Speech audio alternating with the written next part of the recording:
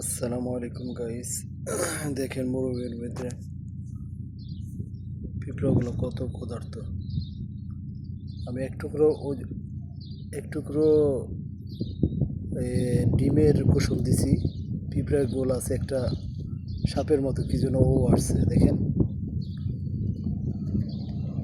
দেখেন ভয় পাইতেছে পিঁপড়া দেখা। ওই যে ওই জঙ্গলের ভিতরে গেছে। পিঁপড়াগুলো এতটুকু পিঁপড়া যার যার মতো মুখে করে নিয়ে গন্তব্যস্থানে যাইতেছে।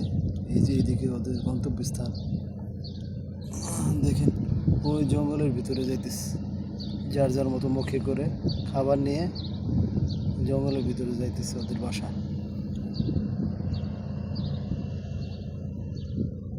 ওই যে টিকটিকির মতো একটাই টিকটিকি মনে হয়, টিকটিকিরা খাওয়ার জন্য আসছিল, পিঁপড়ার ভয়ে দূরে চলে গেছে, আবার আসবে মনে হয়। কতগুলা পিঁপড়া আসছে এক টুকরো কুসুম দেওয়ার কারণে। কত ক্ষুধার্ত থাকে। সব কিছুই রিজিকের মালিক আল্লাহ। দেখেন আমি ডিম খাইতেছিলাম, পরে ভাবলাম যে একটু কুসুম এখানে ফালাই রাখি,